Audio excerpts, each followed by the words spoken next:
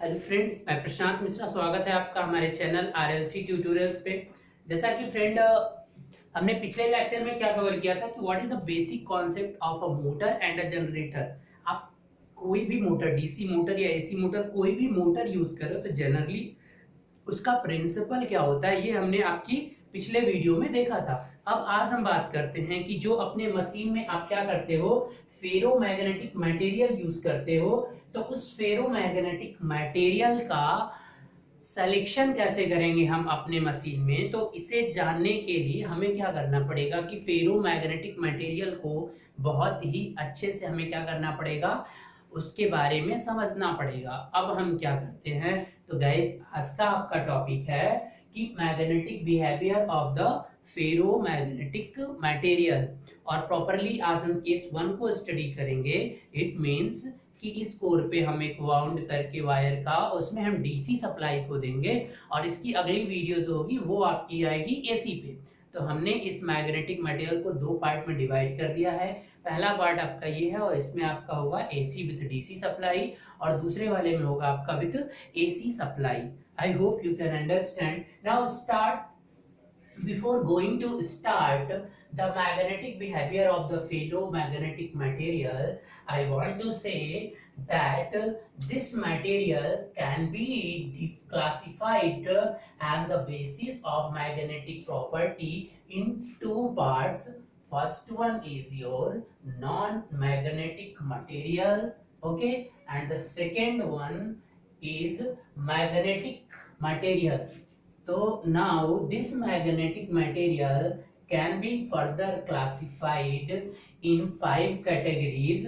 First one is your diamagnetic material, and the second one is your paramagnetic material, and the third material is known as ferromagnetic material, and the fourth one is anti-ferromagnetic material, and the last one is the ferrimagnetic material, that are also known as the ferrites, because in our machine we are many times use as the ferrite core. Okay, what is the property of these ferrites we will see later videos. Here we have to explain first what is the ferromagnetic material and how it can be create a magnetic field in a machine. Okay, now before going to analyze the ferromagnetic material, first we will see some points regarding these all materials. In previous lecture, not previous lecture, here I have to define a point. Now listen, here is 2 points. First one is the relative permeability. You have already know. If you don't know, just subscribe this channel and go in my previous lectures. Here in magnetic circuit 1, 2 and 3, there I explained very well what is this parameters. Okay, तो relative permeability, first one is the magnetic pro material को define करने का है आपका relative permeability. okay, कि उसमें कितना flux को वो प्रोड्यूस करने की कैपेसिटी है उसके पास। ठीक है, अब नाउ एक तो रिलेटिव परमेबिलिटी हो गई जिसे आप म्यू आर से दिखा रहे हो। एक पैरामीटर्स है यहाँ पे हाइम, मतलब इसको बोलते हैं मैग्नेटिक ससेप्टिबिलिटी। ये क्या होता है गाइस आपका मैग्नेटिक ससेप्टिबिलिटी।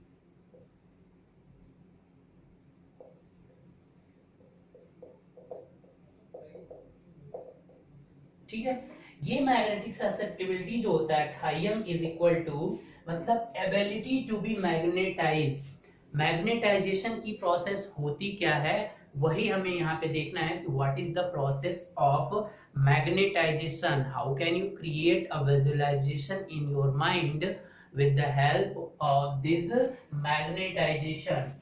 सो अगर आप ये समझ जाते हो कि मैग्नेटाइजेशन की प्रोसेस होती क्या है, तो आप बहुत ही जल्दी, क्योंकि कभी भी कोई लेक्चर्स या कहीं भी मशीन में आएगा कि इसे मैग्नेटाइज करना है या ये मैग्नेटाइज हो गया, तो इसका मतलब है क्या, इसे हम यहाँ पे फेरोमैग्नेटिक मटेरियल्स में मैं आपको एक्सप्लेन कर देता हूँ। तो उससे पहले ये दो पैरामीटर्स को जरा समझ जाइए।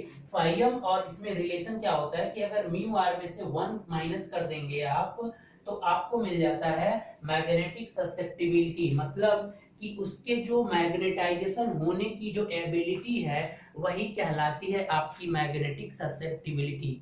ये एक पैरामीटर है, ठीक है। ये जितना ज्यादा हो उतना ही अच्छा है, और आप देख रहे हैं कि म्यू आर जितना ज्यादा होगा तो ये उतना ज्यादा ही होना है। अब ये है आपका रिलेटिव परमेबिलिटी, ये क्या है आपका रिलेटिव परमेबिलिटी।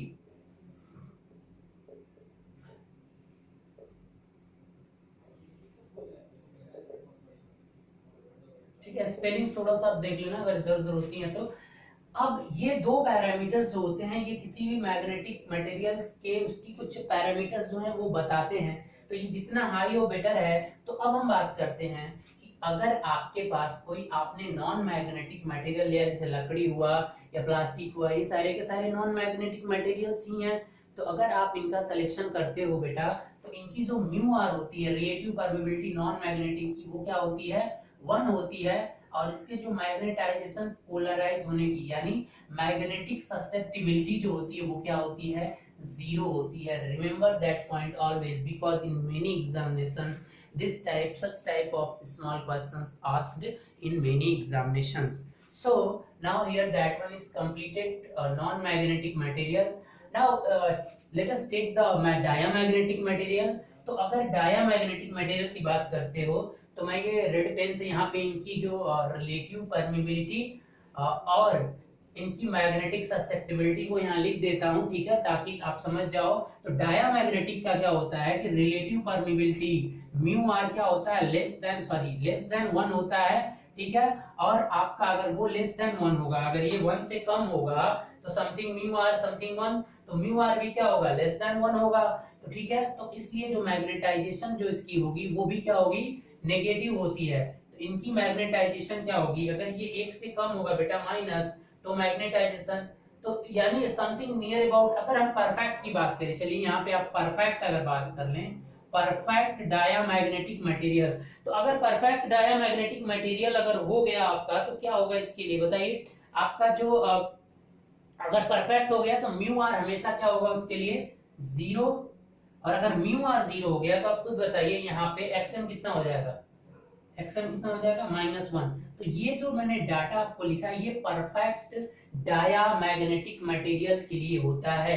अगर परफेक्ट नहीं है तो म्यू आर क्या हो जाएगा थोड़ा अमाउंट में होता है, और ये क्या होगा हाईएम हमेशा नेगेटिव ही रहता है। अब ये जो एबिलिटी होती है मैग्नेटाइज होने की, ठीक है, मैग्नेटाइजेशन की प्रोसेस अभी मैं कवर कर रहा हूँ फ्रेंड्स। तो मैग्नेटाइज होने की जो एबिलिटी है वो यहाँ नेगेटिव में होती है। तो मैग्नेटिक मटेरियल में डायामैग्नेटिक मटेरियल ऐसे मटेरियल्स होते हैं जो अगर किसी दूसरे मैग्नेटिक फील्ड में आप रखोगे तो वो मैग्नेटिक फील्ड के अपोजिट डायरेक्शन में उन पर एक फोर्स लगता है और मैग्नेटिक फील्ड उसे रिपल करेगा। या आप एक चुंबक ले लीजिए और उसके पास डायामैग्नेटिक मटेरियल को लेकर आइए तो वो उनके बीच में एक रिपल्सन फोर्स काम करेगा, समझ रहे हैं। अब सेम क्या होगा कि अगर पैरामैग्नेटिक मटेरियल है तो इनका जो होता है ये नेगेटिव नहीं होता है लेकिन पॉजिटिव बहुत स्मॉल होता है, ठीक है।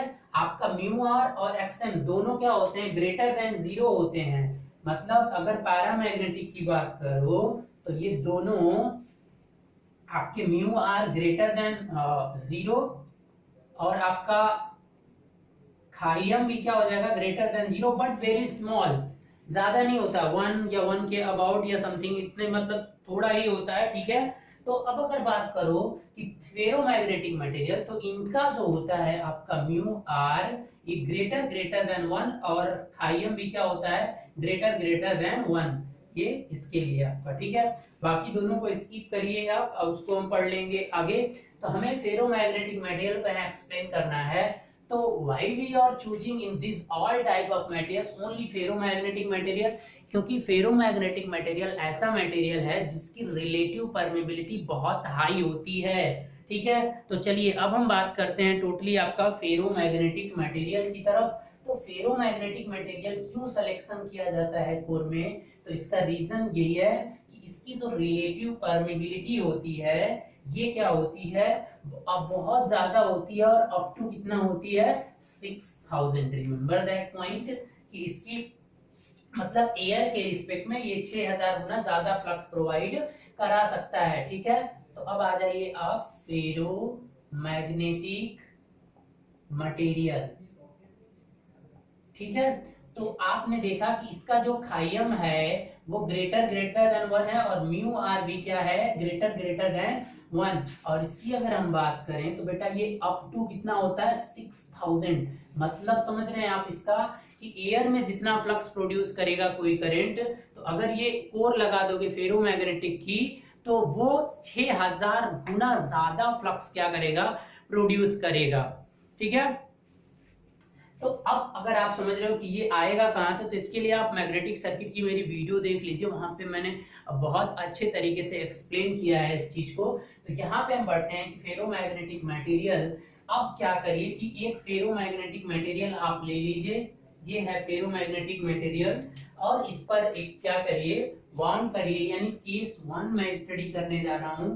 केस 1 में है क्या कि आपका क्या करना है कि डीसी सप्लाई प्रोवाइड करानी है। जब आप डीसी सप्लाई प्रोवाइड करोगे तो होगा क्या, देखिए पहले इस सर्किट को थोड़ा सा हम बनाते हैं। ये आपका वायर को इस पे क्या कर दिया मैंने, वाउंड कर दिया। ठीक है, इस टाइप की वाइंडिंग कंसंट्रेटेड वाइंडिंग कहलाती है। ठीक है, अब देखिए यहाँ पे एसी नहीं देना है आपको, डीसी देना है। और ये आप जो करंट इधर है ये वेरिएबल रखिए, इसको वेरिएबल डीसी सोर्स। ये वेरिएबल है क्योंकि हमें करंट को वेरी कराना है। मान लीजिए कि इसमें नंबर ऑफ टर्न्स कितने हैं, n है। ठीक है, ये देखिए करंट इधर फ्लो होगी, एनी डाउट, कोई डाउट नहीं है। अब बताइए कि इसमें जो मैग्नेटिक फील्ड बनेगा वो बेटा आपको पता है कि क्या होगा, कुछ इस तरह से मैग्नेटिक फील्ड इसमें बनती है। मैंने अपने पिछले वीडियो में पूरा अच्छे तरीके से क्या कर रखा है, एक्सप्लेन कर रखा है। अगर जिसने नहीं देखा वो पूरे वीडियो को क्या कर ले, देख ले, ताकि ये किस तरह से इस तरह से बन रहे हैं, ये फील्ड क्यों इस तरह से बन रहा है, क्यों ये शेप बन रहा है, ये सारा मैंने एक्सप्लेन कर रखा है। अब इधर नॉर्थ बनेगा, ये इधर क्या बनेगा बताइए। देखिए करंट आपकी किधर से जा रही है, एंटी क्लॉकवाइज। तो एंटी क्लॉकवाइज अगर करंट जा रही है तो गाइस ये आपका बनेगा नॉर्थ पोल, और ये क्या बनेगा, साउथ पोल। तो डायरेक्शन, ये जो फ्लक्स बाहर निकल रहा है इसकी डायरेक्शन क्या होगी गाइस, नॉर्थ से साउथ। ये देखिए ये डायरेक्शन हो गई आपकी, समझ में आया। और अंदर क्या होगी, अंदर की डायरेक्शन ये होगी। ठीक है, तो जो बाहर फ्लक्स जाएगा अंदर के रिस्पेक्ट में क्या होगा, कम होगा, क्योंकि एयर का रिलक्टेंस ज्यादा होता है। और ये जो मटेरियल फेरोमैग्नेटिक मटेरियल, इनका अगर रिलेटिव परमेबिलिटी बहुत हाई हो गया तो इनका रिलक्टेंस ऑटोमेटिकली क्या हो जाता है, बहुत कम हो जाता है। ठीक है, तो अब इस पे आप जैसे ही प्रोवाइड कराओगे तो अब हमें देखना है कि होगा क्या। यानी अब आप क्या करिए कि जरा n को कांस्टेंट रख दीजिए, नंबर ऑफ टर्न्स मत इंक्रीज करिए, इसको जितने टर्न है उतने ही रहने दीजिए। अब एमएमएफ क्या होता है जरा ध्यान से बताइएगा। एमएमएफ इज इक्वल टू क्या होता है, एन आई। अगर n कांस्टेंट हो तो एमएमएफ प्रोपोर्शनल टू किसके हो जाएगा, आई के।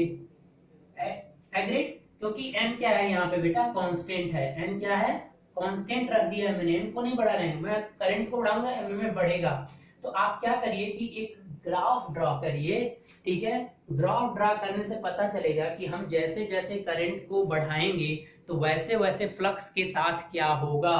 ठीक है, तो अब एक काम करिए, आप दो एक्सिस लीजिए, एक एक्स एक्सिस और एक वाई एक्सिस। इस वाई एक्सिस पे just put the flux, magnetic flux, it means the phi, and here you put mmf.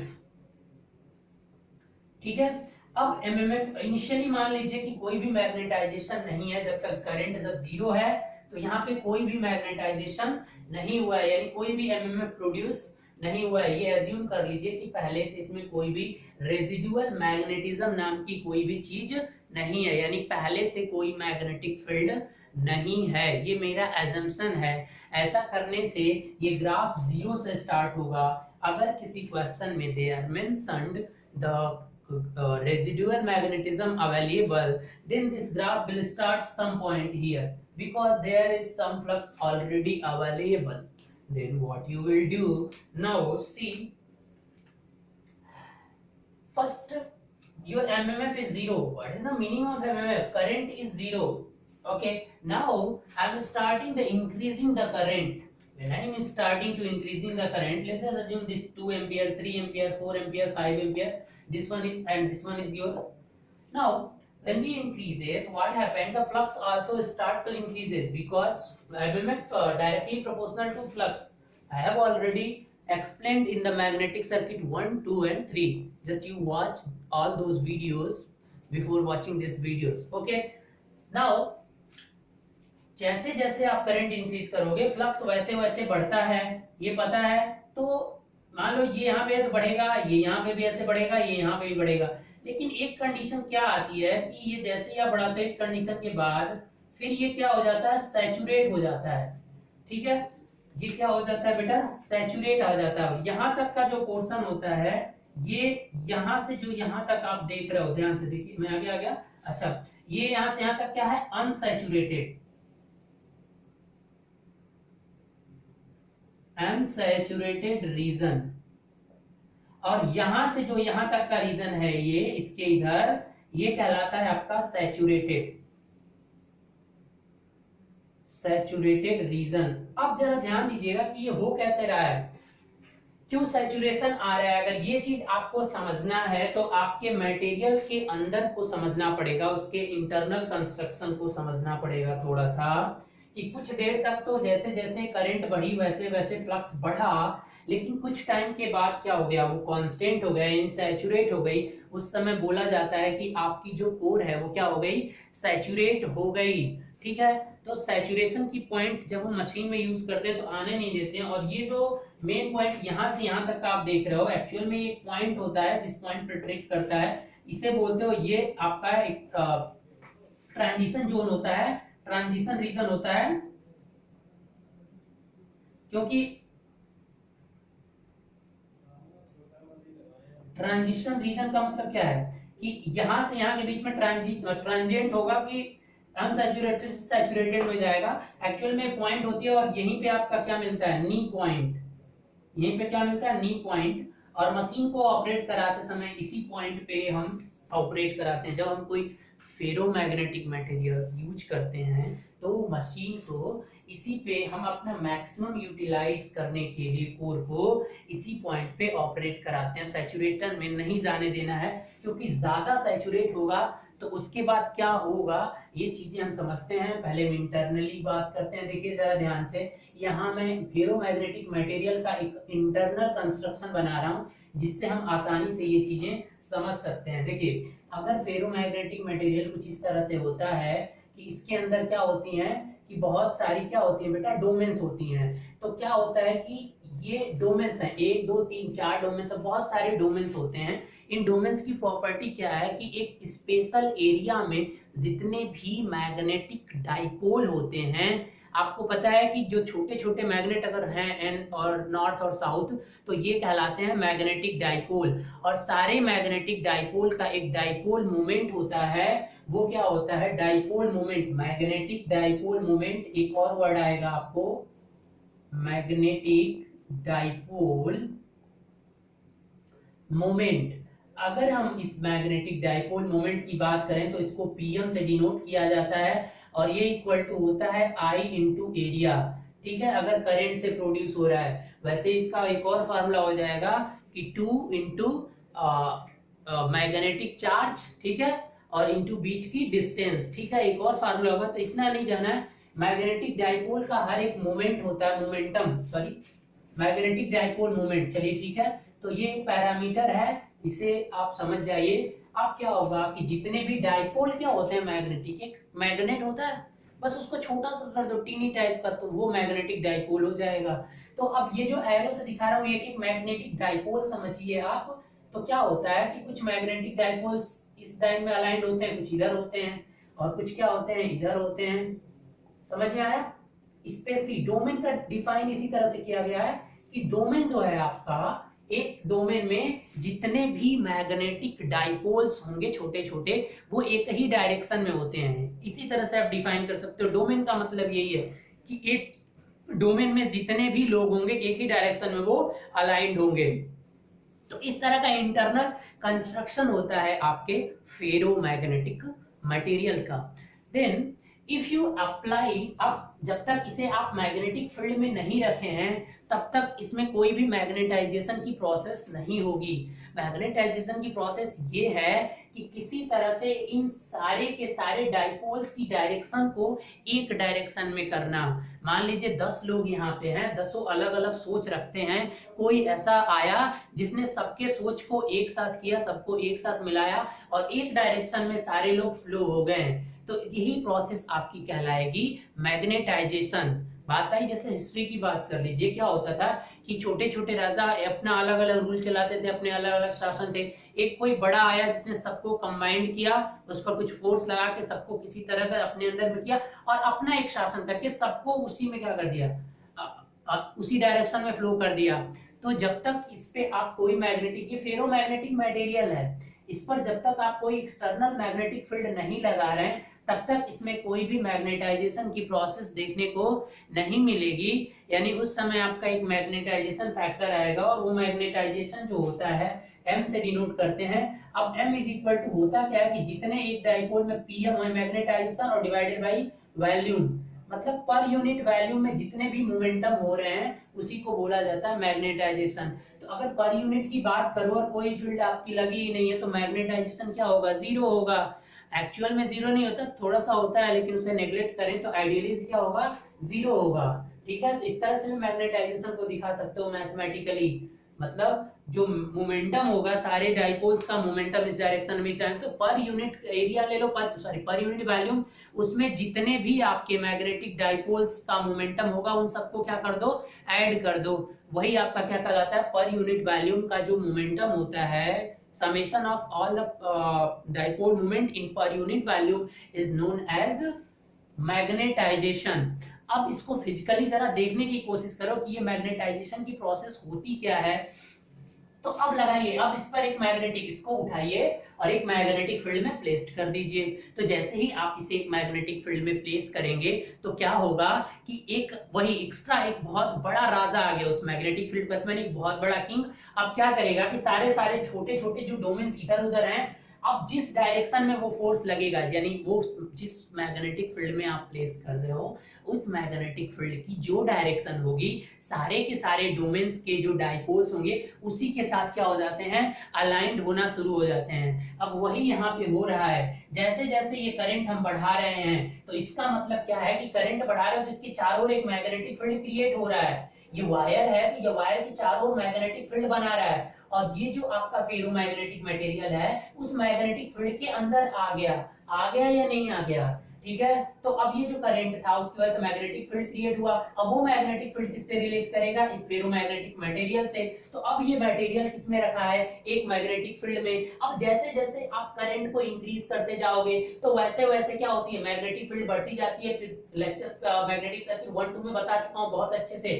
तो अब जैसे जैसे आप करंट बढ़ा रहे हो, एमएमएफ बढ़ रहा है, एमएमएफ बढ़ने की वजह से वैसे वैसे ये फ्लक्स बढ़ता जा रहा है। इसका मतलब हो क्या रहा है, इस मटेरियल के अंदर, ये जो मटेरियल लगा है उसके अंदर ये हो रहा है कि ये सारे के सारे जो आप डाइपोल्स देख रहे हैं वो एक डायरेक्शन में अलाइंड होने लगते हैं। यानी ये छोटा छोटा एरिया मिलके एक बड़ा एरिया बन गया जिसमें सारे के सारे डाइपोल क्या होने लगते हैं, अलाइंड होना शुरू हो जाते हैं। अब जैसे जैसे वो अलाइंड होना शुरू होते हैं वैसे वैसे फ्लक्स क्या होता जाता है, बढ़ता जाता है। जैसे जैसे फ्लक्स बढ़ेगा आपका वैसे वैसे वो अलाइंड होते जाएंगे।